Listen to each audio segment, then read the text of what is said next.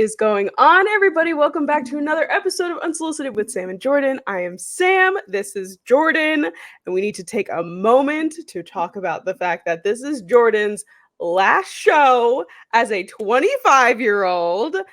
Next time that you see her, she will be closer to 30 than she is to 20. Happy almost birthday, Jordyn. Thank you. I am so grateful and excited to be entering my mid to late 20s. This is a very, very exciting time for me. I'm telling you, you think that it's not going to be a difference? It's going to make a difference. It's insane. The switch from 25 to 26. And I'm already feeling it. Correct me if I'm wrong. By the switch, like I already feel myself, I'm not really interested in anything except like going to work, coming home, cooking. I got really excited over my new stovetop cleaner the other day. And that's when I was like, oh, I'm here. Like I've made it to the fun part. When there was a time when we were doing our kitchen backsplash and we were literally like, wow, our kitchen backsplash looks so good. And we were like, what are we doing? Like, aren't we supposed to be like out running around having fun? No.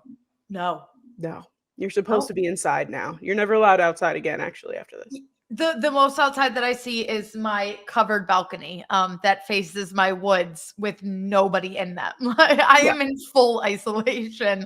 And no, it's so weird because there's such a divide in your mid-20s with like everyone's doing different things and no one is right or wrong. It's just like whatever floats your boat. Yep.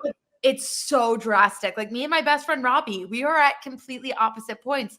He is out living his best life every weekend, out all night. I wish I could have an ounce. Like I wish I could still get the motivation to go to my local dive bar. I can't even do that. But I read 30 books a year. So there. Well, there you go. You know, life is a spectrum, you know, people are at different points of their lives.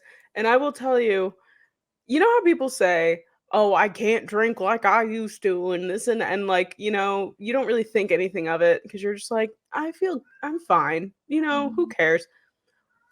I hate that I'm saying this. I can't drink like I used to. For the last 2 times that I've consumed any amount of alcohol, I have been broken and bruised waking up on the bathroom floor.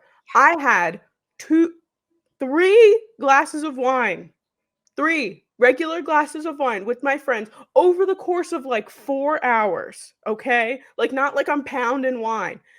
I woke up at like 6, 7 in the morning, could not move, was having a panic attack, went to the bathroom, curled up into a ball because I didn't know if I was going to throw up or not from 3 glasses of wine. And fell asleep on the bathroom floor because I was in so much pain. So, no, I really, welcome. My New Year's Eve, I spent it, mind you, with my boyfriend, his parents, so my future in-laws, my mother meeting them for the first time, blacked out, threw up the entire night, don't remember making it to midnight, threw up the entire next afternoon, like insane. I swear to God, like I did not drink enough to where that should have happened. Like I had like a Coors Light, a tequila shot, like nothing that like should have really set me over the edge. Maybe it was 2 or 3 tequila shots, but still like I should be able to, I'm doing that in beer, like a couple light beers. Right. So that traumatized the hell out of me. And ever since I really haven't been drinking. Like casually here and there, like I've been drunk like a handful of times. Sure. Same. But yeah, no, it's true. I cannot drink like I used to. It's ridiculous. It's really ridiculous. Cause like when I was in college and I was hearing that, obviously I was like, I'm gonna be this way forever. I'm young forever. Like nobody's gonna stop this from happening. And it's just not true. No. And it's so unfortunate. You know who's going to stop you from doing it? Your body will be like, absolutely not. Get the fuck away from me. Anytime now I've gone near, I went to a wedding this past weekend, which was a lot of fun. And they had an espresso martini on tap. And I love martinis. I had 2 in 20 minutes, and I literally, like, I looked at Michael's friends, and I was like, "I can't do this. I can't do this. Like, you will have to fireman carry me out of this wedding, and I don't wanna be that guest because guests like that at my wedding. That will be bad karma." So I was like, "I need to relax." And then I tried to chill out, and I still the same exact thing happened to me. I got up in the middle of the night, heart pounding, stomach aching, curled up on the bathroom floor. Like, I don't know. And I'm eating food and, like, Yes. dancing and, like, doing it's, like, not like I'm sitting there with, like, lines of shots just, like, once every minute, just, like, throwing one back. I don't understand. I think back and I'm like, who was the 18-year-old that moved to New York City who had a cup of Easy Mac as her only meal of the day, Right. chugged a Four Loko before going to a club with promoters that are dumping straight Tito's or Grey Goose down your throat and, like, made it home by the end of the night. And Like, now I'm first like, I thing the have a next day. Coors Light and I'm paralyzed. That's it's like, it's the functionality of the next day. Yes, yes. Would, like, go to class. Like, there are sometimes we did Right. that on a Thursday night, like That's what I'm saying, like, I would go out Thursday and, like, granted, I would either make sure I didn't either have classes on Friday or my classes were, like, late in the day if I Yeah. did have classes on Friday. So, like, I'd wake up sometimes and be like, my class at 1 p.m. Alright, I'll get up, take a shower, chill out for a bit, have a piece of toast, and then be on my way." It's I'm telling you, it's fun. It's a different type of life being in your late 20s, but it is not the same. I It's just not. had to take a picture of the podcast because I'm getting FaceTime calls from my boyfriend who Oh, apparently did not get the Brian, recording memo. right, it's literally the same time every week, Brian. Every week. Like, It's the same window. it's never not happening. I don't understand. We are And, like, always people know. unsoliciting. Just my god, Brian, that's it. It's done. Send him home. We don't need him anymore. I'm just kidding. Meanwhile, he's, like, at work. But Oh, anyway, so yeah, so your birthday, got big birthday plans. As a fun fact, Jordyn and my fiance have the same birthday. So I have never celebrated her birthday with her before because I'm yeah. usually celebrating it with Michael, as Yes. it's on the exact same day. I literally said to Sam, what, a week or 2 ago, I was like, just no, I don't extend her the invite, obviously, just because I know it was her boyfriend, now it's her fiance's birthday. But I told her, I was like, just so you know, like, you're always included. And I, like, told her the plans, but I was like, I never expect you to be there just because you can't. Like, No, yeah. And I asked Michael what he wanted to do on his birthday, first birthday this year, and he said absolutely nothing. So all we're doing is going to eat family style Italian food, and then we're coming home. Probably gonna chill, have a glass of wine, that wake up sounds on the floor the next day. amazing. The one thing that I absolutely desperately needed, I don't have a Texas Roadhouse like super close to me. It's like Okay. awkwardly far. It's like 30, 40 minutes away. So like you have to have an event to go there. Like it's not like we just casually go. And I need it. So that was my request. So Friday night, my birthday Saturday, Friday night, we're going to Texas Roadhouse. And then Saturday, I rented out like a golf simulator party room. So So fun. yeah, there'll be like TVs, March Madness will be on. There's ping pong. We get like our own bartender. And it's at Bramblewood Country Club. So I am super, super excited for that. But yeah, that's the plan. It's fairly low key. Yeah, I think that is a perfect 26-year-old birthday party. Yes. Yes. I'm pretty sure for my 26th birthday, I woke up with a sore throat, pretended to ignore it. These fucking cats. I ignored it. I went into the city and went I to a remember. rooftop bar and went to karaoke. And then the next day I found out I had COVID. So, which I felt really horrible about, but I was like, I can't have COVID on my birthday, but I It didn't. literally was eating Sam alive. I actually cried on a Manhattan corner with my best friend Erin, who is a nurse, and I was like, "Erin, I feel it in my ears. Do I have COVID?" And she was like, "What are you talking about?" Yeah. And she basically told me like, "No, you're being crazy. Like, you stop." And then I did in fact have COVID. And then I gave it to her, and then we both had to like rush to get better because we had her other best friend's wedding 2 weeks later. So we rushed. We were like trying so hard to get the COVID out of our system so that we can go to her best friend's wedding. Oh, I was forcing the COVID out of my system. I was literally like just praying the COVID away. That's hysterical. Well, you mentioned March Madness before we get into our topics for the day.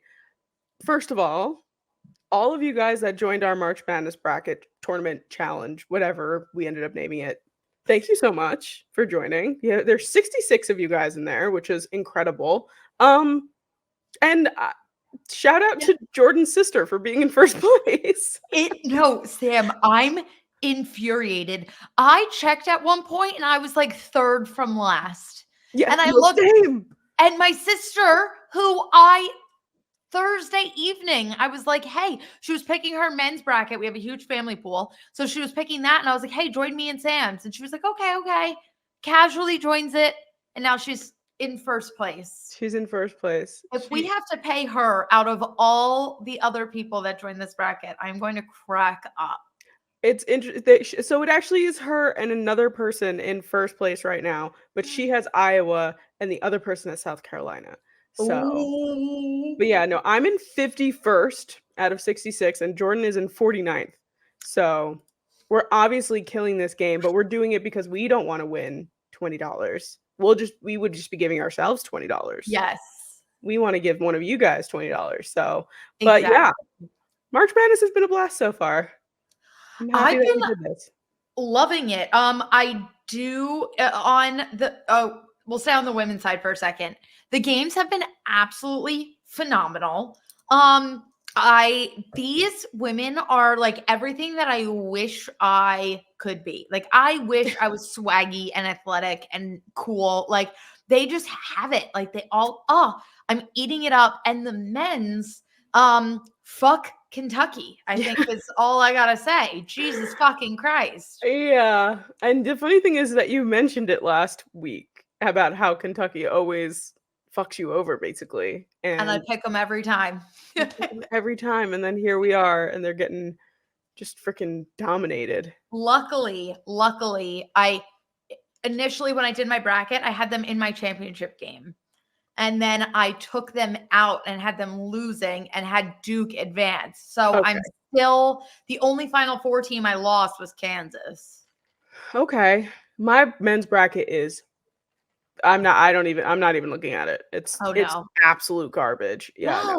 No, it fell apart immediately. And I thought I was just going to start off so strong because that first day Duquesne had a upset and I had picked Duquesne. And I was just like, let's go. Like, I got this. I'm in last place in my bracket challenge for the men's. So there's not as many people, but still, nonetheless, I am I'm not even paying attention to it.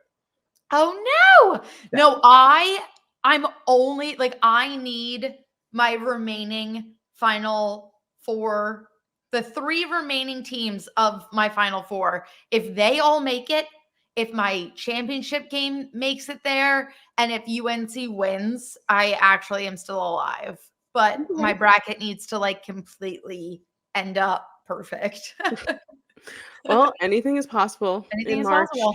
It's really a special time of year for sure. I picked my men's bracket fully on vibes. And I have UNC playing Duke just because they're my favorite college basketball matchup. And I was like, this is the game that I would want to see. So I'm going to manifest it into existence. There you go. That's how March Madness brackets work. Yes. Actually. And I actually just saw a tweet about some guy whose like whole entire job is like bracketology. Like all he does is study brackets. And he made like a bracket based off of like bracketology, like the whole 9 yards. And then he did one for his family's dog. Just to like randomly pick. His dog's bracket is doing better than this man's bracket, whose whole job is to have a perfect March Madness bracket. So, that just goes to show nothing matters. End scene. End scene. Let's talk about Taylor Swift, shall we? We have not talked about Taylor Swift actually in a little bit because I she's on know. vacation and she's been living her best life. But, have you been seeing all these pictures of the 2 of them?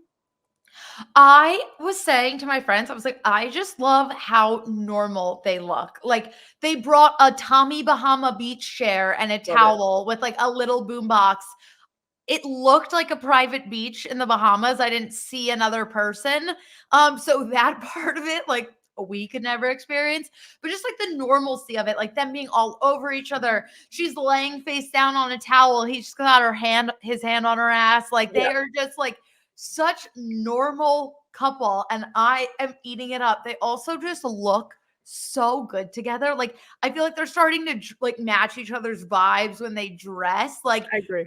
it's just clicking. And I eat up every single photo that comes onto any one of my social medias. I don't know if it was a fake tweet or not because you can't tell for sure if it's them in this video, Mhm. but it is a video of these 2 people getting on, like, a swing that's, like, between 2 trees. Did you see this? Yes, I think it's fake. Okay, that's what I thought, because it's Because like they, like, swing up and they, like, fall backwards, and I'm like, "If we knew for sure that this was Taylor Swift and Travis Kelce, I feel like this would be like, everywhere." But because it's I not. I saw it for the first time posted as a meme, and when I saw it, Okay. I like feel like I've seen it before. Um And then I saw like all the news sources be like, "This is Taylor Swift and Travis Kelce," and everyone in the comments was like cracking up. I was like, "This isn't them." So I No. feel like it was a meme. That's what I thought when I saw it, but, like, the tweet that I saw was Taylor Swift and Travis Kelce fall off a swing, and I was like, Are they? Are they falling off a swing?" It would be really, really fucking funny if they were, and I would 100% see it happening, but yeah, okay, well, my suspicions were correct then. Also, did you hear about the guest on New Heights tomorrow? No. Oh my god. It's Saquon Barkley. Jordyn. I'm sorry. I'm sorry. It just came out like 20 minutes before we hit record. Jordan, did text me over the weekend? Yeah, I guess it was or yesterday? I don't even know what day it is. And she told me that because she's turning 26 this year, her birthday outfit is revolving around Saquon Barkley, who is number 26. And I think that it's gonna be super fucking cute, and I'm gonna be so angry at how cute it is. I've done a really good job since I turned 23 of associating my birthday with an athlete. Like I've been in my LaShawn McCoy era, the year before LeBron, Kobe, whatever you want. Mhm. 23, Jordyn, Mhm. obviously. Mhm. So 26. Saquon Barkley. Hey, it makes sense. It makes all the sense. It's all for the brand. I It's just for respect the it for the branding. brand. I Thank you. certainly do. I did Um, warn say I texted her and I was like, "Hey, you are going to hate my birthday outfit. Please like my pictures anyway." I yeah, didn't say the last part, but she gives the grace of letting me know and not me, like, finding out the day of her birthday as I'm, like, typing out, like, "Happy birthday, Jordan. I love you so much," and, uh, uh. I felt like that would have been bad. Yeah. I I think I would have been just, like, slightly jarred, like, "How could she keep this from me?" I know, you would have been. That's okay. It's I good to just look would have really been cute. trying to protect you. I appreciate that very much. But anyway, Taylor Swift and Travis Kelce, um, good for her for having a break. Good for her Yes. for, like, living her best life with her boyfriend and just going on vacation and chilling. Like, I'm living for it. A Yes. month before this fucking huge ass album comes out for her. 3 weeks, really. I'm gonna be honest, I don't even really care about my birthday. I just want this album. I want to snip it. It is eating me alive that I have no idea what it sounds like.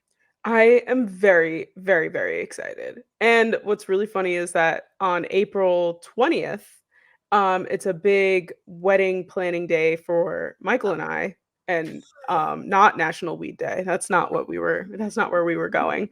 Um April 20th, I was like, 420. yes! No, and actually Michael even said to me, he was like, "You planned all of this on 420?" I was like, "Yeah, we have shit to do, okay?" I'm gonna be honest, I'm going to be on another planet. As you should, queen, as you should. But anyway, I told him I will drive to all of these things we have to do for the wedding that day, and he was like, "Okay." And I said, "Just so you know, the new Taylor Swift album will have come out the day before, so that's all we'll be listening to in the car." And he said, "I cannot wait to be sober in a car listening to Taylor Swift with you." And I was like, On "Marriage." 420. Marriage. It's all about compromise, baby. It's all about compromise. That is absolutely hysterical. No, I like need this album biblically. I've heard so many combinations. One report was like, "Oh, it's a combination of Red and Folklore." One said it's Midnight's and Reputation. I'm like, these are very different vibes that we're giving off here. Like, If we're getting another type of like folklory type of I'm gonna lose it. it's I'm gonna over for me. I'm gonna lose it. You know what we should do? Like right before the album comes out, we'll do like a final top 10 album ranking before the 11th album comes out, because after that, one album will always be left out of the top 10. I know. So, we should definitely do a fun little pre thing before Tortured Poets comes out. We definitely should. And we should do our final predictions for what the album sounds like if no singles get dropped, which it doesn't seem like we're going to get one. I highly doubt it. I highly doubt it. Real last quick thing on Taylor and Travis before we move on. Have you seen the picture of them like eating lunch together and her mouth is just like agape and it looks like she's like just yapping away? I'm like, this is the epitome of girlhood. The Yes. epitome of going out to lunch with your boyfriend or your significant other or whatever and just chatting away as they sit there in silence and eat their food and just nod with you. Like that is anything I ever want on a Sunday afternoon, just to eat and be like, "Oh my god, did I tell you?" And they're like, "No." And they're sitting there and they're just eating their french fries and everything and you're like, "Well, so and so said this and blah blah blah blah." And like that is the epitome of girlhood and I'm so happy that she has that with him. Yes. No, I'm pretty sure Brian sent it to me as a meme of some sort that was related to golf. Like, what do you mean you're going golfing again this weekend? Didn't you go golfing last weekend? Oh, wait, here. What did it say? That I feel like made it sound more annoying than it actually was. I think it was actually more funny than that. I can imagine. When you tell your wife you're playing a quick 9 and you end up playing 18 and it's this. And I'm like, we have literally had this exact talk after that situation. There's one thing about Michael, it's that he doesn't golf, and I appreciate that very much. It saves us money, it saves us time and energy. Does the man play 17 hours of video games a day? Yes. But then that gives me time to do things Yes. and all that fun stuff. So Yeah, no, golf is the third person in our relationship. Okay. I like wish I could relate. I wish I could, but I just all of his friends he's gone golfing one time with his friends, and I have a picture of him, and he's using a club that's too big for him, and he's, like, not wearing the right shoes, and he was like, "This was the worst experience of my life, and I never wanna do that again." And I was like, "Then don't. Don't do it." Yeah, no, Brian is legitimately obsessed. And I like it to an extent. Like, I'm all for Well, you're on the going to a golf weekend. simulator. Yes, I love. Well, I'm also becoming a huge golf girly. I watched Full Swing, and Oh, now how I'm like, was it? oh my god, I'm like obsessed with golf now. There's so much drama, so I'm having so much fun with it. I'm like watching Wow. the tournaments now. I like root for people. I bet on it. I bet on golf. I didn't win, but I placed a bet. I just like picked someone to win a tournament, but so I definitely like it. And there are moments where I'm like, go out with your friends. Like, I love a Saturday afternoon at the apartment by myself. it's just so tricky because it's all the time. I'm like, I need to get sick of you in order to enjoy like sending you off to golf. I was like, if you're always golfing, then I'm sad, angry girlfriend. Yeah. Very fair. I Thank feel you. like a lot of people out there with golf significant others will feel the same way. 100%. But me, it's just gamer boy. But then I'm like, well, I'll just read my book. Exactly. But no, he does a really, really good job for the most part. I will give him credit of like golfing when I'm actually busy and doing things. So at least there's no overlap. But shout out to Brian. He's doing his best. He's doing the best that he can to manage both the golf life and the girlfriend life. So he's doing a very good job. Good for him. Pop off, Brian. Pop off, Brian. We love a golf king. We love a golf king. And he does. He looks so cute when he goes golfing. Oh. What was so funny is like when Michael did go golfing, he was like, I didn't know you had to wear like a collared shirt and like the whole like nine, like everything. So he ended up having to like borrow a friend's shirt and it had like their fraternity logo on it. And he had like, it was like a purple shirt with like a collar. And then he was wearing like salmon colored shorts and then like boat shoes. And he was like, I am not meant to be here. And because the freaking club that he was using was too big, he came home with a bruise about half the size of his forearm because it kept hitting his forearm every time he swang because he doesn't have his own clubs, obviously. Yeah. He was just like, that's why he was just like, I'm done. This is, cut it loose. We're good. I'm good. I did it once. And I was like, I'm dead. But anyway, enough about golf.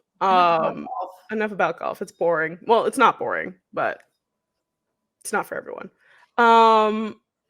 Another pop star, amazing girl that we love in our life, Olivia Rodrigo, released the deluxe version of Guts that we have patiently been waiting for quite some time now. It came out with five songs that were not on the original album. I'm going to let you just take it away because I know you feel very, very strongly about this.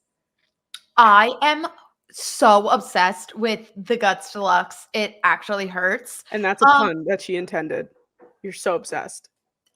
It wasn't fun. So obviously we've heard Obsessed from her on tour. Unbelievable song. Then she goes and lets Lucy Gray Baird take over her body and consume her soul, which is awesome with The Girl I've Always Been. You haven't seen Ballads of Songbirds and Snakes, have you? I can tell by your confused look. Lucy Gray is the star of The Ballad of Songbirds and Snakes. Got it. And I have a man breaking into my apartment. Brian! Brian! Now's not the time. But yeah, no, so she literally, I have a feeling she wrote this while she was recording her song for The Ballad of Songbirds and Snakes. It's so Lucy Gray in the best way, like amazing. And then we get this like alternative folky vibe. And then we reach So American. That has honestly changed me as a person. I don't think I'll ever be the same. I cannot get enough of the song. It's her first love song ever, her only love song. I was going to ask that. Oh my God. And it's just so good. It's so fun. I have never in my life been within 10 feet of anyone British. And this song just makes you feel like so cutesy and fun. Like it's giving like early 2000s rom-com vibe. Oh my God. I'm just literally obsessed with it. I think that is my favorite song from the list of new songs. Yes, as it should be. Because while I was listening to it, I was like, oh, it is a love song. And then I was thinking about it and I'm like, have we ever gotten an Olivia Rodrigo love song? And I was like, kept thinking about it. And like, you just confirmed my suspicions, which is no. She has been a very sad girly for quite some time. So then, of course, I took upon myself to be like, I didn't even know Olivia Rodrigo was dating somebody. Like, I had no idea. And turns out I don't know if anybody's seen Enola Holmes, but I love the Enola Holmes movies from Netflix. he is like the main love interest in that. His name is Lord Tewksbury, and oh my god, I was like, this kid, she's dating this. I was like, that's amazing, and he is so British, which means she's so American. I was like, I love this. I was like, I'm on board. Sign me up. I'm ready to go. I think his name's Lewis or Louis. I don't know really. I didn't know anything about him, so thank you for that context. The only thing I know about him is the pictures that I've seen of them together and the videos of him like supporting her at the Guts tour. He seems like a very sweet boy. Like he's giving golden retriever. In all of the best ways. So American does not surprise me at all with how cutesy and happy she must be feeling right now. Wait, now I want to see if the pictures of oh my god, they have like PDA pictures. Oh, but like cute PDA. They're adorable. Right? Are they not just so sweet? The thing is that when I didn't know that they were dating because when she was on SNL, and she was doing like all of those post party things and everything, like she was getting photographed, and she was getting photographed with Marcelo Hernandez, who is like the best cast member on SNL right now. Is that the one I love? Yes. The comedian? Yes. Oh. The Latin kid. Yes. I'm obsessed. I think he's the funniest person ever. Right. So like when I saw, and like I think they just happened to be like walking out of a building together and probably going to their, post game.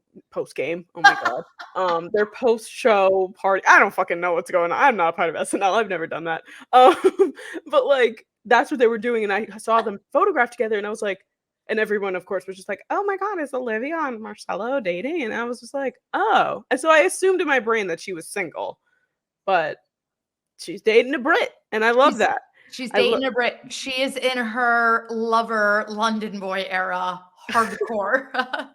I love that for her though, and I love this song so much. And I saw the TikTok before Olivia posted a screenshot of it on her Instagram story, but it was this girl saying how delusional she would have been if that song had came out when One Direction was still together. And I was like, oh, forget it. I would have been on the moon. Oh my god, I would have been locked in an insane asylum. Especially during that whole like British invasion, like not just One Direction was coming out. Like there was also, 5 Seconds of Summer is Australian, but like same kind of vibe. Yes. There was like a bunch of other like British people who were coming out. So like it would have killed. I feel like that was when X Factor UK was like extremely popular also in the US. Yes. And it would have taken us all out. But I saw one post that said London boy walked so American could run. Yeah. Or like rest in peace, London boy. You would have loved So American, and it's so real. Like R.I.P. London boy. That is so funny. Does Taylor Swift ever sing it again? Maybe in London. You think? I feel like she won't touch it. But she did sing Cornelia Street, so maybe. I don't know. We'll see what happens. But I do have to say, The Girl I've Always Been is probably my second favorite, just because of how different the sound is from everything. And she's like, and the girl always been, and I'm like, oh. And then she says like, I'm a candle in the wind, and I was like, damn, like it's a vibe. I can't think of the song it reminds me of, because it does remind me of like a specific song, but I don't know how deep cut some of you are with like Harry Styles song, but it sounds just like a Canyon Moon type of vibe, and people who listen to Harry Styles will get it, but it's a vibe. It's a straight vibe. No, Sam, I'm gonna freak out. You need to watch The Ballad of Songbirds and Snakes, and the second you do, you are gonna be like, oh, Olivia literally was possessed by Lucy Gray. Okay. And now it checks. I need a Hunger Games weekend, I think, because I really don't remember everything from those movies, and I want to like be fully immersed if I'm watching Songbirds and Snakes. No, this is so dangerous because I am just getting out of. I'm aware. The Hunger Games hole that I dug myself into over the summer, like 4 or 5 months ago now. Yes, we were deep into it. You were. It literally cut me open and just took over me for the second time in my life. And do you want to hear what's so embarrassing? I'm currently rewatching Twilight, and I'm getting pretty obsessed with that again. I'm like, oh my God, I'm the fangirl that never evolved. Like, wait, no, that's so funny though. You know, we talked about this on the show months ago, but I still never saw the last Twilight movie. Do you remember that whole conversation we had? yes, I think that was like one of our initial episodes, and It I might have was been close to a year ago. Our shook to my our core. like our like 1 year is like a month away. I Isn't know. that crazy? Doing That's shit actually insane. like how our entire lives were like flipped upside down like almost a year Oh ago. my God. How And fucking crazy. look at us now. Look at us now. Such good things. Such Such great things. But anyway, we'll have to have like a fun like 1 year anniversary. We absolutely have to. And So speaking of, we are currently 7 subscribers away from 300. I think I'm holding up 6. I just went like this, so you're good. We are so close. We are so close. And do not forget that we are going live. We are doing another live show not the second, but the week that we hit 300. The literal moment we hit 300. The second it switches, we will be live. No, once we hit 300 subscribers, we are going to do another live show. And our first one was so much fun. So if you like us, subscribe. Yes, please do, so that we can do a live show, because we want to do a live show really bad. Like, we're patiently waiting. Yes. Because last time you guys sent in so many questions that like we totally didn't get to. So we definitely want to do like a whole another ones of that. And it's a blast. So It was. Yeah, it definitely was. subscribe. Before we get into our last segment of the show that we always seem to be ending our show off on, the sportiness in us must come out in order for us to live. There have been so many NFL rule changes this past week because we're dealing with the NFL owners meeting that's happening in Florida, I think, right now. So we have the kickoff has changed to an XFL rule. The world is healing. I love that for us. It's amazing. Oh my God, my mind is already blanking. What's the other one? The hip tackle. Oh, right. Hip drop tackle has been banned, which is fucking crazy. Yeah. I know that if they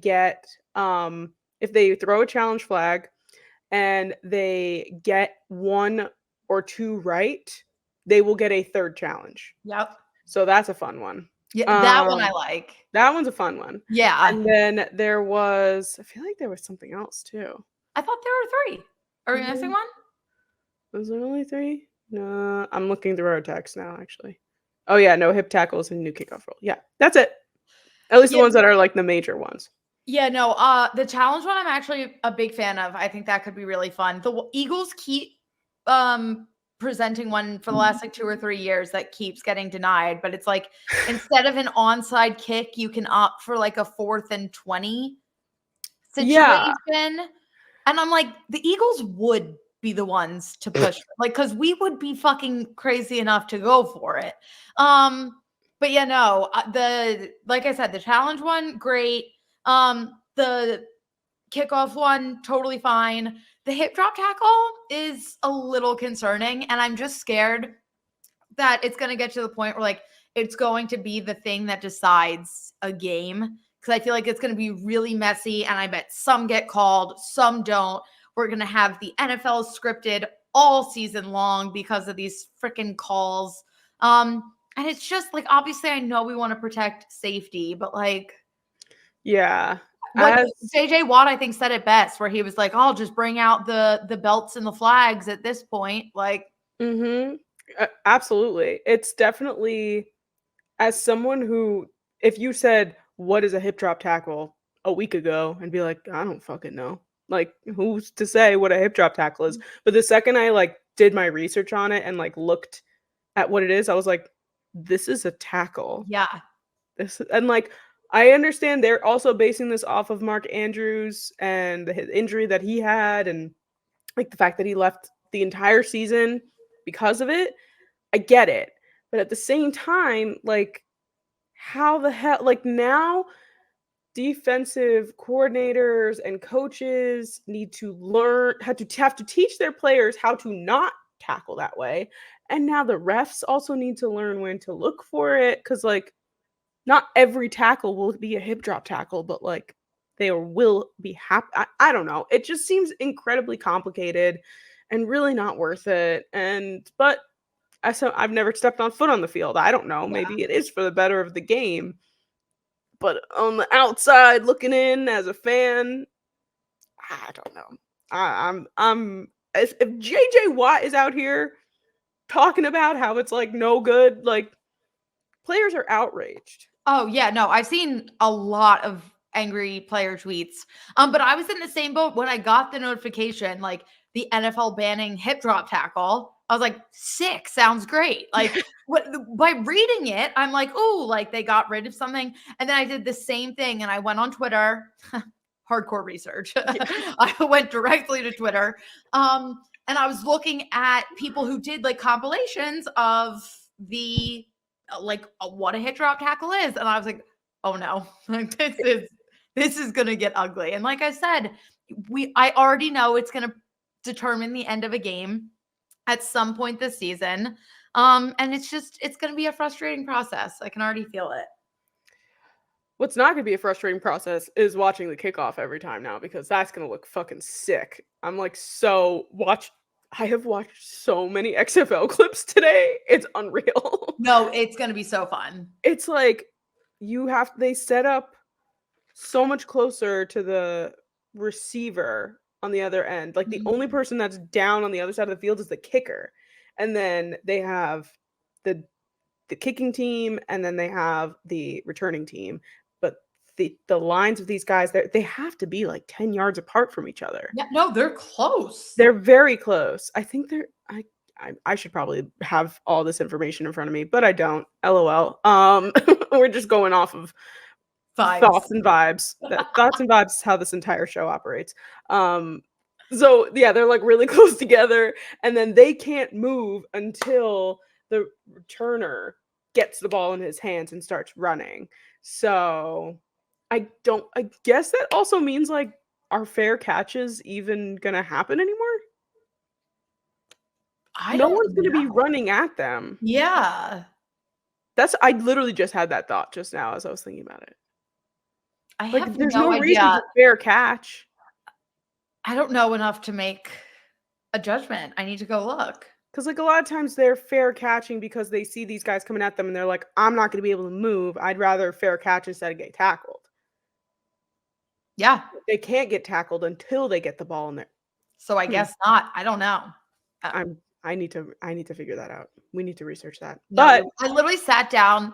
For context, I essentially walked in the door 4 minutes late to when we were supposed to start recording from work. And I literally was logging on. I was like, I feel like I should have notes on these rule changes in front of me. And I just did not. So here we are. It's fine. It's fine. You think I have notes in front of me? I thought I was going somewhere with that. And I just have my keyboard, and that's all I'm looking at right now. There's nothing in front of me. I don't know if people realize this. We don't prepare for this show. We just come in and just start doing this. It's fun. And plus we have more fun when we don't prepare for things. So, and we go on our crazy tangents and end up. If you want more information, go on Twitter. That's where all the information is. That's how we find things out. You think you think we read studies and articles? Like, no. We get things from TikTok and Twitter. That is our main source of information. If Sam and I say, I read an article, it's legitimately code for we saw it on TikTok. Yep. Read an article? Read an article. But are you ready? Do you have any other comments on NFL rule changes before we move on? Nope. Nope. That's all I know. All right, let's round off the show with another edition of Book Talk. And obviously, a Court of Frost and Starlight has been completed because it is so tiny compared to the other books here.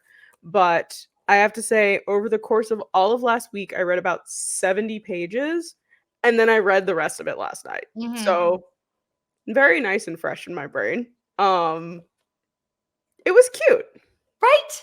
This entire book, and I mean this in the best way possible, this is a Christmas special. Yes. This is a Christmas special of just if you see it, if you don't watch it, it's fine. You'll still kinda know what's going on for the most part in the next book, but if you do watch it, you get some insight and just fun little things with Feyre and friends. Yes. No, and I remember during our episode last week, after you finished A Court of Wings and Ruin, you were like, I need like a palate cleanser. And I was like, girl, hold your horses. It's positioned so perfectly because there is so much intense shit that happens throughout the last, I want to say 200 to 300 pages of Wings and Ruin. It's like you are in a constant state of anxiety the entire. It's like boom, boom, boom, and it's like the second things are like, oh, we made it. Then it's like boom, like you do not get a chance to like breathe. And A Court of Frost and Starlight is literally just a breath of fresh air. Yeah, I know. There's a few things in here that are like, you get a little bit of sadness. They're talking about like people not coming home from war and like all that stuff. But like that's also what makes a Christmas special, right? Yeah. It's like to think of how you are well off compared to other people and all that good stuff. I like that we dove a bit into Feyre's painting. I like that she's utilizing it to, because also I was like, okay, she's a high lady now. What does she do? Like, what is her job? Because obviously, as a high lord or a high lady, you have to be a person. Like, you have to you have a job to like take care of and people to take care of. So I was like, what is she gonna do if Reese is high lord? Like, obviously you can split the duties, but like, I don't know. I was like, what is she gonna do? And she's doing high lady stuff. She is working with children to deal with their post-traumatic stress and like they're painting and she's having a fun time with that. I also did like, and I did read a few pages of Silver Flames so far. I have not. That was gonna be my next question. I'm like maybe 10 pages. Like I have not gotten that far into it. But like I see what she's doing in this is like she's still jumping around to people, but like not indicating, unless I'm wrong, indicating chapters as from a certain person's point of view, which she did in this one. Just read. Okay. So far in this book, there's no indication at the top of the chapters about who we're dealing with. In this one, everybody's like has this, this is chapter 14 is recent, and we started off with like Cassian. We started off with Feyre, but anyway, we jumped around. We learned a lot more about the characters from their points of view, which I liked because I was like, not that I didn't feel close to them before, I feel closer because I know more about what's going on. Sam, I actually think I need you to call out of work for the rest of this week, and you just need to do nothing except read Silver Flames. I'm off tomorrow, technically. Oh my God, you are not going to put that freaking book down. Cancel all plans. Things to do. No, they're gone. They don't exist anymore. I have to paint our room. That's like the thing I'm doing right now. That's my project. I'm Feyre. I'm painting. It can wait, I promise. I will definitely be working through it. I'm going to try and get it done in the next 2 weeks like I have been doing with the other books. Not even just for the sake, like I'm pushing this on you for you. For my well-being? Yeah. Okay. It's so good. I cannot wait for another ACOTAR book. Like I need it so bad. I'm very interested to see what types of things are going to happen because right now in this book we saw Tamlin is just hard. Like he's just not good. He is in a very bad place. He's straight up not having a good time. That's the literary, analysis of Tamlin's character. He is just straight up not having a good time. He doesn't have any family or friends or staff at all in his house, and Lucian keeps showing up for pity just because of how long that they've known each other and been together and like everything. But like he's like not really wanting to be there either because when Reese said he was going to go visit him, I was like, this can't end. Like I was expecting, I was like, okay, there's been no violence in this book at all.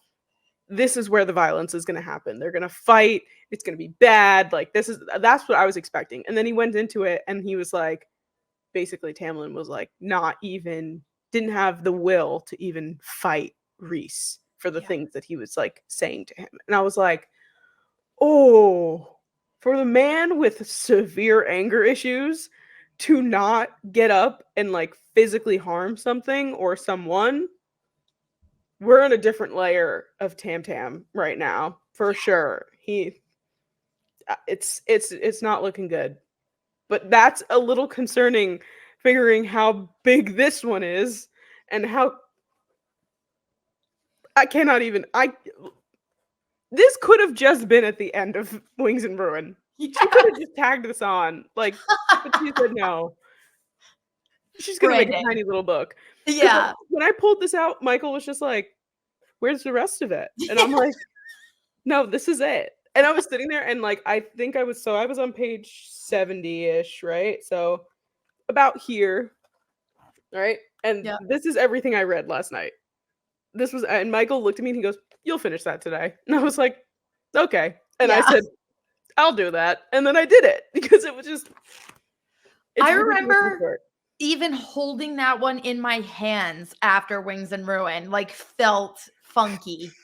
Like I was like, I don't know where to put my hands anymore. Yeah, like you're like used to like having this claw, like yes, it's like a death grip. And then all of a sudden I'm reading this and I'm like, oh, this is like regular book length. And I'm like, oh, okay, I'm done. Finished. I'm honestly like really struggling to read right now that I'm not in the fantasy realm. Like the last book I told you how many times. Yeah. Fucking awful. The one I'm reading now, it's crazy because so many people have recommended it to me and so many people were like, oh, this is so good. This is so good. And it's Colleen Hoover. And I do enjoy Colleen Hoover. Like I read Ugly Love. I read It Starts With Us. It Ends With Us. I read Verity. I feel like, Reminders of Him. Loved them all. This one, I do not feel the same. And I'm like, it's because I miss my friends with wings. Like that is fair. That is fair. I am a little nervous to like exit this. Also because I've went through it so quickly as well. Like I'm now on the last book, which I have to say, you were on the last book when I started, right? Yes. So I'm on the last book, and Erin, who I mentioned earlier, just started A Court of Thorns and Roses. And I'm like, this is how Jordyn felt. Yes. I was reading. So now it's like I'm in this like weird parallel universe where she just texted me and she read the first like 5 chapters like last night. And she was like, oh my God, her family is horrible. And I'm like, yes, they are quite terrible. Yep. Now, so that's why it meant so much to me when we had someone comment Jordyn Stoneface is incredible, because you are going to feel all of those emotions and you are going to want to explode. I literally was sitting here like, you were like, I don't think I like Tamlin. I think I like Reese. And I was sitting here like, Meanwhile, I'm like, yes. I know. I literally and this was over text. This wasn't even via face-to-face. So I'm like, I give Jordyn so much credit for listening to me ramble about these books for the last how like month and a half now. Yeah. Like crazy. So no, but it has been so much fun. Thank you. And I'm proud of you for how quickly you're reading them. 2, it's been so fun for me to like watch it through, like watch you experience it. Because I remember when I was going through it, I was like, oh my God. Like I just wanted to talk to people about, like I said, I rekindled a friendship with a girl that like I worked with one summer 4 years ago because of these books, just so like we could talk about it all the time. Like they literally, I can't explain it. I think Sarah J. Maas puts a little something strong in there because I am hooked. I was going to say that. These pages are lined with crack. Yeah. And I have to shout out to my dad who watches almost all of our content, and has asked me this past Sunday. He was like, "So tell me about these books you're reading." And I'm like, "So it's fairies, but it's not actually like the fairies you're thinking. It's like people fairies." And he's like, "Uh-huh." And I'm like, "And there's war and politics, fairy politics, not like real politics, but it is like real life And he was like, "What are you reading?" No, I tried. I had the same conversation with my mother, and I was like, "Girl, just trust me. Just take a chance. Girl, you're gonna have to trust me on this one." She literally texted me today, "What's that one book series? What's the first book series you read and loved?" And I was like ever in my life, I was getting ready to be like Junie B. Jones. Like, I don't know. Harry Potter? Yeah. And she was like, "The Court? Question mark." And I was like, God. A Court of Thorns and Roses. I know. I appreciate my father trying to speak with me about things that are interesting to me, but I was like, "Dad, this is not your realm. Yeah. This is not for you." Also, something that Kat really wanted to know about when I first started it, she was like, "Let me know your thoughts on Nesta after reading this book." So, of course, I was like, "Yeah." And I understand, because you had told me that there were some people who really liked her and some people who really fucking hated her. Mm-hmm. And I understand how people would dislike her, especially after this book. Mm-hmm. However, I do understand what she's going through based off of her personality and the way her brain works. And like, that's the kind of person she is. Like, she is a seclusionist. She's going to put herself up somewhere else. I don't understand the whole house thing, though. I'm not gonna lie. That's like the one thing that I'm not understanding. Like, I understand her being by herself and like doing her thing, going to bars, hanging out, doing her thing. But like, I'm like, why does she want to live in a shitty house? Yeah. Is it because it reminds her of her dad because they lived in a shitty house? Like, is that part of it? It's like, that's what my first thought was, but I don't know. And in the, again, first 10 pages of this book is Cassian knocking on her door. And I wanted more of them in this book. I wanted more, and I didn't get it. So I'm really hoping I get more in this book, because I kind of thought that this book was kind of going to revolve around them a little bit more. Like, that was my thought going into it, and that just wasn't the case. I mean, we learned about them a little bit, but I was like, I thought this was literally going to be like a Nesta Cassian love story, and they are, talk about a slow burn. We thought Reese and Feyre were a slow burn. God, Nesta doesn't even give him the time of day. It's rough. It's rough. Yep. Just smile and nod, Jordyn. Just smile and nod. We need to end the show right now before I burst into flames. Silver flames. I'm sorry. But anyways, Nesta is a very complicated and interesting character, and I get why people would be like, just fucking get over it. Elaine is doing better. Like, how come you're not doing better? Kind of deal. But like, everybody works at a different pace. Yes. Everybody has their own things. And she is going through a lot.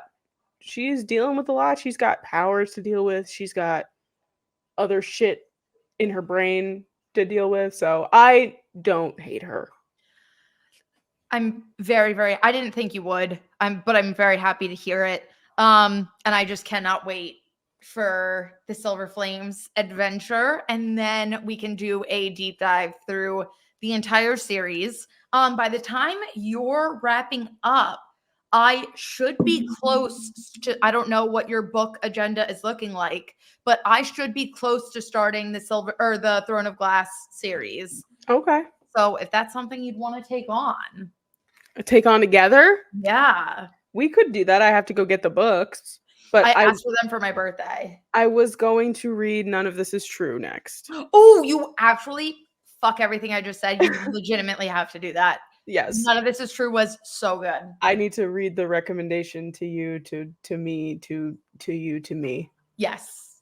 But we are coming back full circle. To tie up this edition of Book Talk, I just have to say how much I love the last few lines in this book, which is, to the stars who listen, Feyre, to the dreams that are answered, Reese. It's like wedding vows. It's gorgeous. I love it. Very fun. It was chef's kiss, and now your journey is literally about to begin. Well, ours, this episode is coming to a close. Look at that. If you enjoyed this episode, make sure to give us a thumbs up. And again, if you're new here, make sure to hit that subscribe button. We are 7. I held up the right amount of numbers this time. 7 subscribers away from 300 and another live episode. If you do not already, make sure to follow us on social media at the Unsolicited_podcast for TikTok, Instagram, Threads. Find us on Twitter at Sam and Jordyn, and then find us on audio wherever you get your audio podcasts. I'm so good at that. Oh, thank you. It's taken a year, a literal year, a literal year, but we finally figured out an outro. And Sam and I will be back to chat with you next week. Bye. Everyone wish Jordyn happy birthday. Bye.